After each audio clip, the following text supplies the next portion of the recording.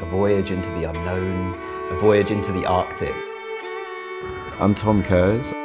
I'm an astronomer. And you feel that sense of adventure. It's totally unique. It's so special. You know, no one knows the coast like Hurtigruten, so you have the expertise on board that are coming with you.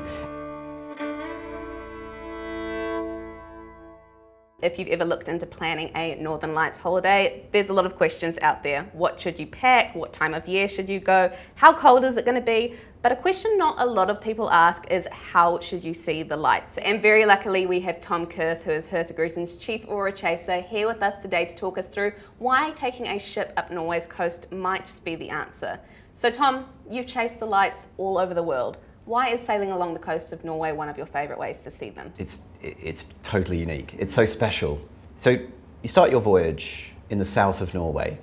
You're south of the Arctic. So you begin sailing. You sail out of Bergen or out of Oslo, and you start making your way north up the Norwegian coast.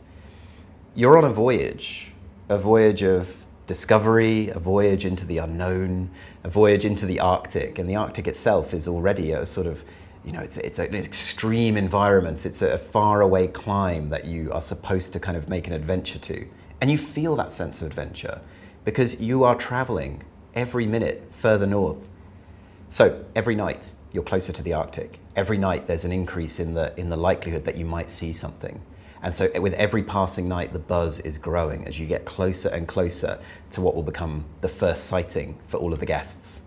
So I feel like there's a very special sense of adventure in traveling to see the lights, and just the sheer distance that you cover traveling from the south of Norway. Norway's a very tall country, all the way up to the northernmost point at the North Cape. You travel so far, crossing the Arctic Circle and deep into the Arctic as well. I mean, it's unlike any other kind of aurora chasing. You're not just stepping off a plane, hiring a car and driving out to see what you can see. You yourself are making a purposeful journey to make your way to the Northern Lights and to prepare yourself for that experience. And you do that in such a comfortable way.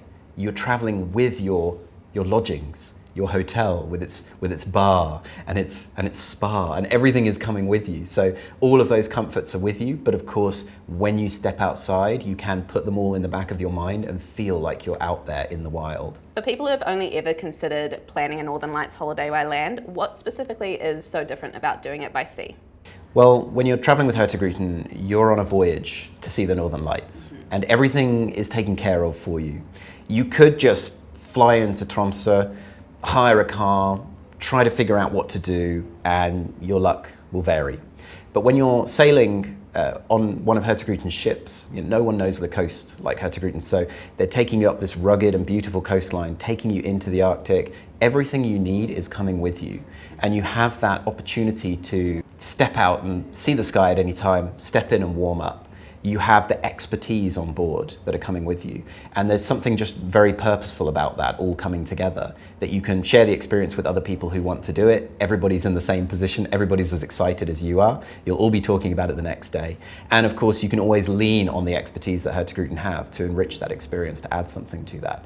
It's much more memorable with the time that it takes and the intention that you have than just a quick trip to go and chase the lights. And especially when you're trying to do it all yourself, juggle all of those elements, everything's taken care of for you when you take a voyage. And can you share a little bit about some of the challenges you might face chasing Northern Lights on land that you don't really have to experience when you're at sea? When you're on board one of the ships, you're never alone because there's a team, the Coastal Experience team, made up of true passionate experts who understand Norway. You can speak to them anytime. They'll happily answer your questions. They'll come out and see the Northern Lights with you. And so you really don't feel like you're doing it by yourself. You feel like you're leaning on this expertise and experience all the time. And they will give you all the tips that you need, not just to see the lights, but to photograph them as well. You can always lean on their expertise, and everything they know goes well beyond the Northern Lights. They know Norway so well. So there's so much more that you can learn from them on top of your experience of chasing auroras. And of course, you are one of our team of aurora chasing experts that help guide our guests on these sailings. So can you share a little bit about what it's actually like to experience one of these sailings with you? So as the Chief Aurora Chaser, I'm one of a team of astronomy experts that work with Hurtigruten delivering astronomy voyages. And if you're unsure what that means, well, think of it this way. You're taking a voyage up the coast and everything that entails comes with that itinerary. But you're also going to be spending a lot of time with an expert. So you'll be part of a group that comes to a special lecture program with your astronomy expert. Could be myself, could be one of our astronomy team. And they will deliver a rich program of talks, and you'll be able to ask them questions, and you crucially will be stargazing and chasing the northern lights with them. So if that appeals to you, if you feel like you would really like to share the experience of aurora chasing with a very experienced aurora chaser, that's something extra that you can think about. And when you come on board, you will also join a special group within the passenger list on board, and you will spend a lot of time with that group. So you'll probably make some friends with very similar interests as well. And what is it like hosting one of these voyages? Can you share a little bit about the atmosphere between you and the group that you were hosting there? Well, once you've been on the ship for a while, you'll have familiarized yourself with where to go outside. And there are lots of access points where you can go outside onto the open parts of the deck. So you'll have some idea of where you're going to go. You'll want to make sure that you have your warm clothes ready, preferably with you at all times. Otherwise, finish your dinner at your own pace and then maybe go and get changed immediately afterwards. Set yourself up somewhere near those doors and be ready. So if you are keeping an eye on the Northern Lights conditions yourself, then you can step outside at any time and those doors are open and you can step in and out and take your own photographs at your own pace. But if the auroras are sighted, then you can't fail to know about that, because there will be an announcement on the ship and there will be a flurry of activity that follows that announcement. So when those announcements are made, it's time to go out on one of the open decks. Now, often the announcement will tell you where to go and see the lights. It might tell you that the lights are on the port side, which is nautical for left, or the starboard side, which is the right side of the ship, or it may be in front of the ship or behind the ship, depending on the angle. So knowing which door to use is very important, and getting practiced around that is important. If you are in your cabin when that happens, you can enable on the phone system a notification, which can happen at any time of the day or night. So it's up to you if you want to leave that on while you're asleep. But if you keep all of your outwear by the door and you put that on, you can be woken up at dark 100, 2 in the morning, 3 in the morning even, and told that the Northern Lights are active. If you want to, those alerts are available. If you don't want to, you can sleep through the night. So you can mute that if you don't want to do that. But that means that those sightings and when they occur and when the best time to go out, that is taken care of for you. You can do your own chase if you want to, go out on the ship in your own time, but you can also rely on the fact that when the lights are sighted, there will be an announcement and it will be time to go outside at that moment. I do recommend being near the doors when that happens, maybe in the bar or in the cafeteria, because where you can get to those doors quickly, you can sort of beat the rush a little bit when those announcements go out, because you will find lots of people suddenly get very excited. You're also an Aurora photographer, so can we have a couple of tips on how to best prepare to take photos of the Northern Lights? Tip number 1, you might not need to over-prepare. A few years ago, I would have told you all these different technical things about capturing auroras. Nowadays, I find myself among guests taking pictures with their smartphones that are better than anything I could capture with thousands of pounds worth of camera equipment.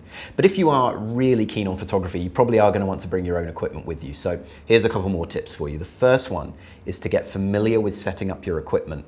When you're outside in the dark and it's cold, very cold, it can be quite challenging and you don't want to be shining lights around and spoiling the view for others. So just get used to setting up your equipment, get a feel for how to control your camera in the dark, practice it indoors a few times. The great thing about being on the ship is you can set your camera up inside and then you can just walk it out through the door and set it up under the lights, which is fantastic.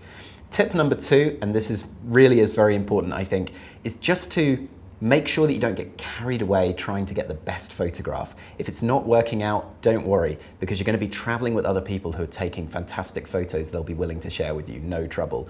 And so if you are struggling, take it in, enjoy the view, and come back the following night with a bit more practice. Now we know the lights are a natural phenomenon and can be a lottery, but can you share a little bit about the Northern Lights promise when you sail with Hurtigruten? Well, when you're sailing a voyage in Norway, the odds of seeing the Northern Lights are really good, not just because of the length of the voyage, but because of the range of latitudes covered.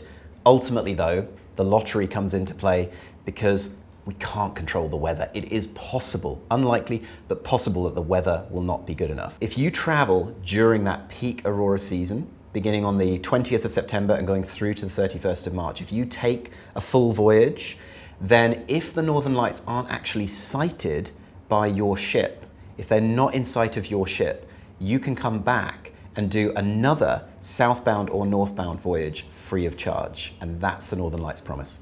Thank you for your time, Tom, and thank you for watching wherever you are in the world. If you want to learn a little bit more about the Northern Lights or planning your own Aurora adventure, check out our playlist here or all of the resources that are linked in the description.